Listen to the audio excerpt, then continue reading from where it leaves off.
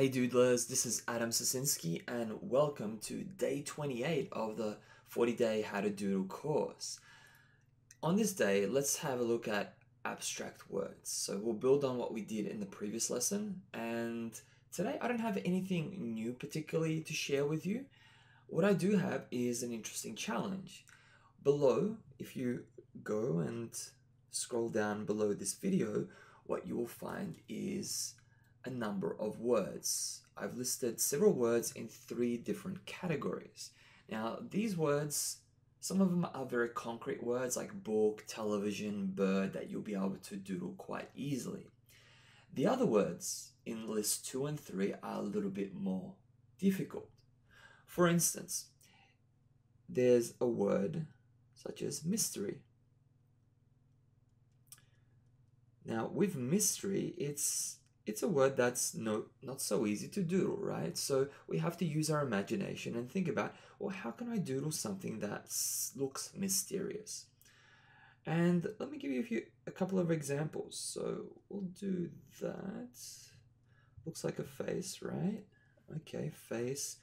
And then what we'll do is we'll just put a big question mark on the face. Or we could, for instance, doodle a box like that, and again, a question mark on the box to signify that it's a mystery, that there's something going on here that is mysterious, whatever that may be. Okay, well, let's look at another one. So I'm not going to look at the easy words that I know you'll be able to possibly doodle, but we'll look at more difficult to doodle words. And there's more than one way to doodle these things. So I'm just showing you 1 or 2 examples for a few words, and your challenge is to take it away and come up with as many examples as you can think of for these different types of abstract words. Decline is our next one. So with decline, you can, for instance, doodle a graph. And we could doodle an arrow to signify that something is declining. Another way to show decline is with thumbs down gesture. There you go. Thumbs down. That can also signify decline. Okay, how about we go to another word and we go conflict. Now, conflict, you can do a number of things with conflict. For instance, we could do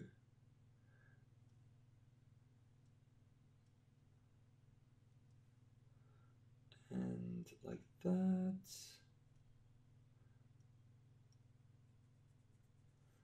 Okay, so they are boxing gloves. Okay, boxing gloves, conflict, hitting each other. That could symbolize conflict. Or, for instance, you could do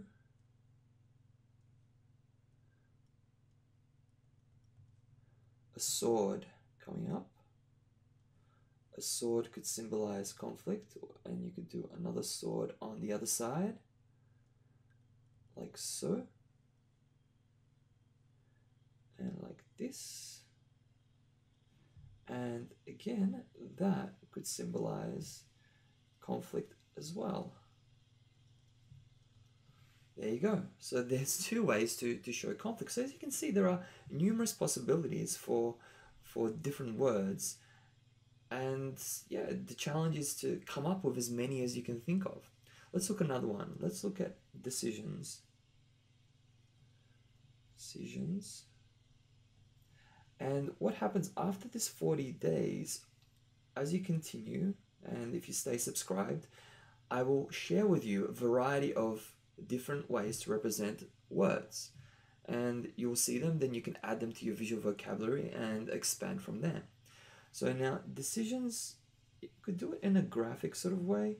You can go yes, no, and then question mark, question mark, question mark, and a question mark. So that's a way to represent decisions, for instance. Let's look at another way. Let's see if we can do maybe a head, and maybe we'll go 2 eyes. Maybe he's a little bit confused, like that, and maybe he's holding a circle here and a box here. That's option 1. That's option 2. He's not sure. And of course, this could not only represent decisions, it could also represent confused.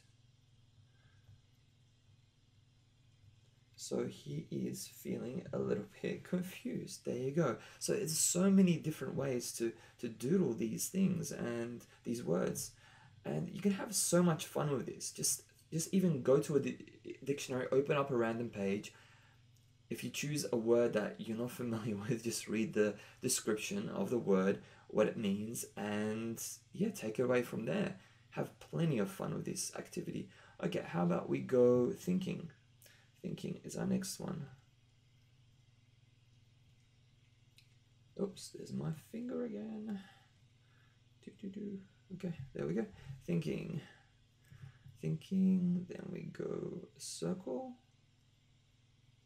That's like a person. It's such an easy way to doodle people. And that's like a thought. So the thought is up here, and you can put whatever you want, I guess, into that space. We could also go thinking like this. We could go thinking where he's got an idea. Okay, so that's an idea there. Okay.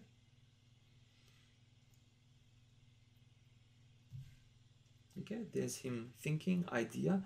Of course, that could also represent, which is another word that we have here for this exercise, intelligent.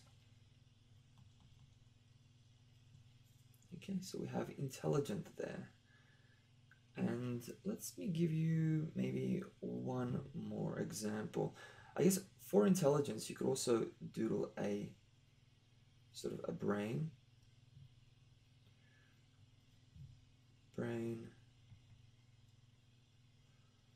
And that could kind of symbolize intelligence as well. And it's not a great brain, but yeah, I mean, it's good enough. It's good enough. And maybe even brainstorming, you could even do that. So brainstorming. There you go. Brainstorming. We have here. Okay, perfect. Okay, now let's go one more. If we go, say, slow, which is another word I have for you below. Slow, we might, for instance, do a turtle. And there are his feet. There's his little tail, and there are his spots. There you go. He's a happy turtle. And of course, you could also doodle a snail, for instance, like this, like that. So the snail can be kind of like that, and again, a happy snail. So there you go. There you have it. These are just some of the words that I've provided you below for this challenge for today's lesson. And take it away. Have fun with this process. Send me your doodles when you're done. Have a look at what other people have doodled, what they've submitted for this lesson. And as always, I look forward to seeing you on the next lesson. Take care.